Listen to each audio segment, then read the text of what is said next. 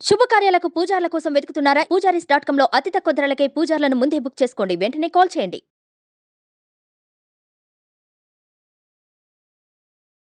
ఓం శ్రీ గురుభ్యో నమ. శ్రీ మహాగణాధిపతయ నమ. శ్రీమాత్రే నమ. కర్కటే పూర్వఫల్గుణ్యాం తులసీకాననోద్భవాం పాండ్యే విశ్వంభరాం గోదాం వందే శ్రీరంగనాయకీం.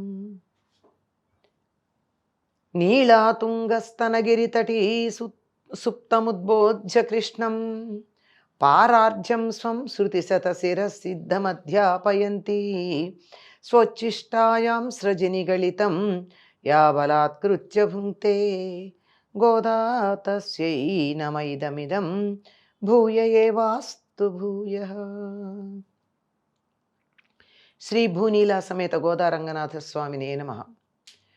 ఎల్లే ఇలంగిళియే இன்னமுழங்குதியே சில்லன்றைளை ஏன்மின் நங்கை மீர் போதருகின்றேன் வள்ளையுன் கட்டுரைகள் பண்ணேயுன் வாயழித்தும் வல்லீர் களல் நீங்களே நானேதானாயிடுக ஒல்லை நீ போதாய் உனக்கென்ன வேருடைமை எல்லாரும் போந்தாரோ போந்தார் போந்தெண்ணிக்கொள் பல்லானை கொன்றானை மாத்தாரை மாத்தளிக்க వల్లానై మాయనై పాడేలో రెంబావాయ్. 15వ నాటి ప్రాతః సమయంలో గోదాదేవి మరొక చెలితో నిద్రలేపే సందర్భంలో కొంచెం వాదన జరగటం జరిగింది. వాదన అంటే ఒకరినొకరు తప్పు పట్టుకోవడం అన్న దానికన్నా ఒకరితో ఒకరు మాట్లాడుకోవడం. ఈ పాశురం అంతా కూడా సంభాషణాత్మకంగా జరుగుతుంది. దీన్ని వాకోవాకము అనేటటువంటి ఒకానొక సంభాషణ ప్రక్రియగా చెప్తూ ఉంటారు. ఈ మొత్తంలో ఎవరేమన్నారు అని కాదు, ఇద్దరు ఒకళ్ళతో ఒకళ్ళు మాట్లాడినటువంటి మాటల్ని ప్రస్తావించుకోవడం జరుగుతుంది. బయట ఇంకా నిద్ర నుండి మేల్కొని తమతో స్నానం చేయడానికి రానటువంటి గోపిక ఇంటి ముందు నిలబడి గోపికలు అడుగుతున్నారు. గోపికలంటే మళ్ళీ మళ్ళీ గుర్తు చేస్తూ ఉన్నాను, పొరపాటు పడతారేమోనని. వీరందరూ శ్రీవిల్లిపుత్తూరులో ఉన్నటువంటి వారే. గోదాదేవి వీరు కూడా తమని తాము నందవ్రజంలో ఉన్నటువంటి గోపికలుగా భావించుకుంటున్నారు. ఓ లేత చిలుక వంటి కంఠమాధుర్యం కలిగినటువంటి దానా, ఇంకా నిద్రిస్తున్నావా? అయ్యో ఇదేమిటి అని అడిగారు. తలుపు బయట ఉన్నటువంటి వారు. లోపల నుంచి ఉన్నటువంటి గోపిక చెప్తోంది, పూర్ణలగు గోపికలారా, అబ్బా చికాకు కలిగేటట్టుగా నా ఒళ్ళంతా జల్లుమనేటట్టుగా అట్లా పిలవకండి. మీరు గట్టిగా పిలుస్తుంటే నాకేమిటో ఒళ్ళు జల్లుమంటోంది. ఇది ఆవిడ చెప్పినటువంటి మాటలు. వీళ్ళేమో ఆవిడనేమన్నారు, లేత చిలుక, ఇళంగిళియే, లేత చిలక, చిన్న చిలక పిల్ల ఎంత ముద్దుగా మాట్లాడుతుందో అంత ముద్దుగా ఉంటుందే నీ గొంతురా, వచ్చి మాతో పాటు కృష్ణకీర్తన చెయ్యంటే, అబ్బబ్బా మీ మాటలు నాకేమిటో చికాకు కలిగిస్తున్నాయి, ఒళ్ళు జల్లుమంటోంది, ఎందుకట్లా గట్టిగా అరుస్తున్నారు, ఇదేమిటి అన్యాయం అంది. పైగా వీళ్ళని పూర్ణలగు గోపికలారా, మీరిప్పటికే పరిపూర్ణలు, మీరు అనుకున్నటువంటిది సాధించినటువంటి వాళ్ళు, ఇదిగో వస్తున్నానులే అంది. అంటే బయట నుంచి అంటున్నారు, నువ్వు చాలా నేర్పు కలిగిందానివి, నీ మాటల్లో నైపుణ్యం కాఠిన్యం రెండూ కలిసి ఉంటాయని మాకు తెలుసు, చాలా తెలివిగా కౌశలంగా మాట్లాడతావు, భలే నైపుణ్యం ఉంటుంది, కానీ దాంట్లో కొంచెం కఠినత్వం కూడా ఉంటుందే, నీ మాటలు అలా గుచ్చుకుంటాయి కూడాను, సూదిల్లాగా గుచ్చుకునేట్టే ఉంటాయి, మాకు తెలుసులే నీ మాటలు ఇట్లాగే ఉంటాయని. నువ్వు మమ్మల్ని ఏమన్నావు, జిల్లు అనేట్టు మాట్లాడుతున్నావన్నావా, మా గొంతులు నీకు ఇబ్బంది కలిగిస్తున్నాయా, ఎంత కఠినంగా అంటున్నావు, మాకు తెలుసులే నీ మాట తీరే అంత, నువ్వు కఠినంగా మాట్లాడతావు. ఆహా, నాకు నేర్పు లేదు, కఠినలు మీరే కఠినలు కాదు కాదు నేనే కఠినరాలను అని సర్దుకుంది. నువ్వు మాట నేర్పరితనం ఉంది అన్నారు కదా, నాకు కాదు ఉంది, మీకే ఉంది మాట నేర్పరితనం, సంభాషణ చాతుర్యం మీకే ఉంది. కానీ పోనీ నేనే కఠినాత్మురాలిని, మీరు కాదులే అంతే. ఇది అన్నింటికన్నా చాలా గొప్ప నిందండి. ఏదన్నా ఒక మాట అంటే నేనేలే అంటారు. అంటే ఏమిటి? మీతో వాదించలేను, ఎందుకు వచ్చింది, మీరు వాదించి వాదించి మమ్మల్ని ఇబ్బంది పెడతారు, వాదన ఆపాలంటే ఏదో ఒకటి ఒప్పేసుకుంటే సరే అంటూ ఉంటాం మనం. అంటే ఏమిటి? ఈ సరే అన్న మాట అలా నొక్కి చెప్తే ఏమిటి అర్థం? నీతో వాదించను, ఒప్పుకుంటే సుఖంగా ఉంటుందని ఒప్పుకుంటున్నాను తప్ప నిజానికి నీ మాట సరైంది కాదు అని చెప్పే సందర్భంలో అంటాం. అట్లా మీరు కఠినలు అని, అయ్యయ్యో కాదులే మేమే కఠినలం, నేనే కఠినరాలిని, మీరు కాదు అని చెప్పింది. బయటనున్న వాళ్ళు అంటున్నారు, ఏమిటి ఇట్లా మాట్లాడుతున్న, నీ ప్రత్యేకత ఏమిటమ్మా, ఇట్లా ఏకాంతంగా ఉంటావా, బయటికి రా వేగంగా, అలా ఒంటరిగా ఉంటే ఏముంటుంది, నువ్వెందుకు అలా ఒంటరిగా ఉండాలనుకుంటున్నావు, ఒంటరిగా ఉండడం అన్న గొప్ప అనుకుంటున్నావా, నీ నీ ప్రత్యేకత ఏమిటి, అందరం కలిసి బృందంగా వెళ్ళి కృష్ణుణ్ణి సేవించుకుంటూ ఉంటే నువ్వు ఒక్కదానివి ఒంటరిగా ఉంటానంటున్నావు, అదేమన్నా సరైనటువంటి పద్ధత కాదు కదా, నీ గొప్ప ఏమిటి చెప్పు అన్నారు.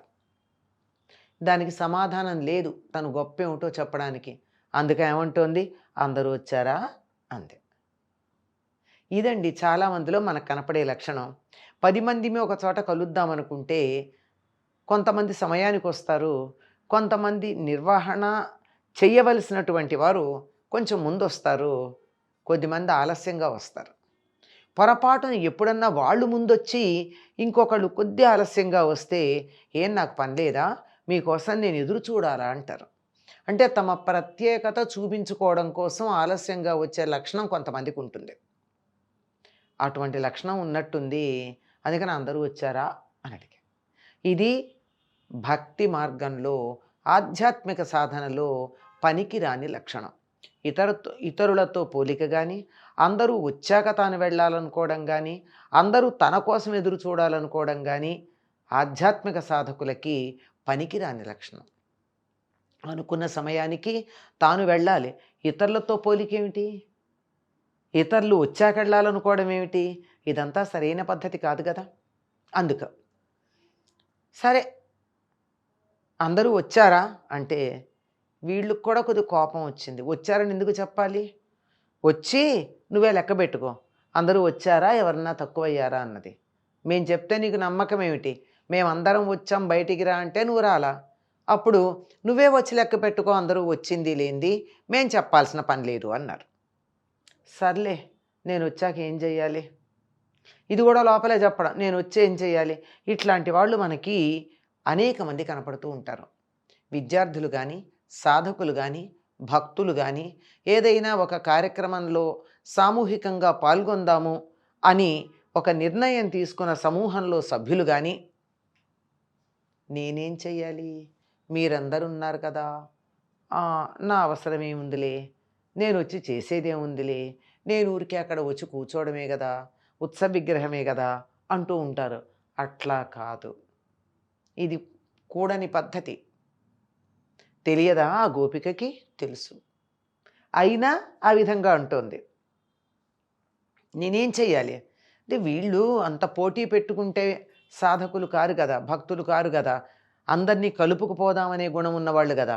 అందుకంటున్నారు, బలిష్టమైన కువలయాపీడమని ఏనుగుని చంపినవాడు, శత్రువుల దర్పాన్ని అణచినవాడు, మాయావి అయిన కృష్ణుణ్ణి ఆయన కీర్తిని గానం చేద్దాం రా, కృష్ణగానం చేద్దాం, కృష్ణుణ్ణి పొగుడుదామని చెప్తూ ఆయన లక్షణాలు ఏం చెప్తున్నారు, కువలయాపీడాన్ని చంపినవాడు, చాలా బలిష్టమైనటువంటిది. అది ఒక్కసారి తొండంతో పట్టుకుందంటే బలరామకృష్ణులు చనిపోతారని కదా వాళ్ళకి సింహద్వారం దగ్గరే, సభాద్వారం దగ్గరే దాన్ని ఏర్పాటు చేశాడు కంసుడు. అటువంటి బలిష్టమైనటువంటి ఏనుగుని చంపినవాడు అంటే ఇతడికి ఎంతటి బలం ఉందో అర్థం చేసుకోవాలి.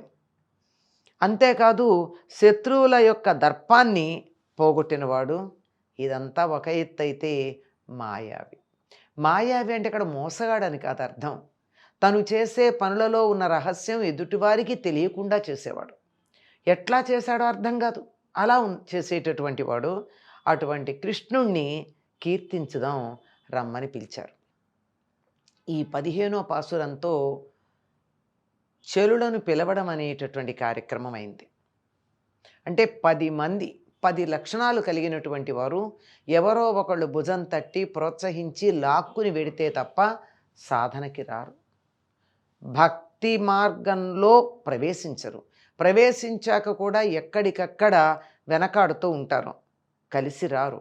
ఈ 10 లక్షణాలు కలిగినటువంటి వాళ్ళని తన గోపికలుగా సంకేతిస్తూ చెప్పింది గోదాదేవి. ఇదంతా కూడా 6వ పాసురం నుండి 15వ పాసురం దాకా ఉన్నటువంటి వాటిని భాగవత సమాశ్రయణము అంటారు. అంటే భాగవతులను ఆశ్రయించటం. శ్రీ వైష్ణవ సంప్రదాయంలో భగవత్ సమాశ్రయణానికి ఎంత ప్రాధాన్యం ఉందో భాగవత సమాశ్రయణానికి కూడా అంతే ప్రాధాన్యం ఉంది. అటువంటిది పూర్తయింది. ఇక మొదలవుతుంది భగవత్ సమాశ్రయణము. మనం ఈ పద్ధతిలో ఉన్నటువంటి దేవాలయాల్లోకి వెడితే కూడా మూల విరాట దగ్గరికి వెళ్ళే లోపు మనకి చుట్టూ కూడా ఈ ఆళ్వారులు మొదలైనటువంటి వారి విగ్రహాలు ఉంటాయి. వారు ఉంటారు. వారిని దర్శించుకుని మరీ లోపలికి వెళ్ళాలి. అందుకే భాగవత సమాశ్రయణం అయిన తర్వాత భగవత్ సమాశ్రయణం అన్నది జరుగుతుంది. గోదాదేవి పాసురాల్లో కూడా మనకు కనపడేటటువంటి పద్ధతి ఇదిగానే ఉంది. ఇక భగవత్ సమాశ్రయణం ఏ విధంగా చేస్తుందో 16వ నాటి పాసురం నుండి మనం తెలుసుకుందాం. స్వచ్చిష్టమాలికా బంధగంధబంధురజిష్ణవే విష్ణు చిత్తతనూజాయై గోదాయై నిత్యమంగళం. నిత్యభూషా నిగమ శిరసా నిస్సమోత్తుంగవార్తా కాంతో యస్య కచవిలిలితై కాముకోమాల్యరత్నై సూక్త్యా యస్యా శృతిసుభగయా సుప్రభాతా ధరిత్రీ సైషా దేవీ సకల జననీ సించతాం మామపాంగై. మాతా చేత్ తులసీ పితా యది తవ శ్రీ విష్ణు చిత్తో మహాన్ భ్రాతా చేద్యతి శేఖర ప్రియతమ శ్రీరంగ ధామాయది జ్ఞాతారస్తనయాస్తదుక్తి సరసస్తన్యేన సంబద్ధితా గోదాదేవి కథన్పమన్యమనిశం సధారణా శ్రీరసీ. స్వస్తి.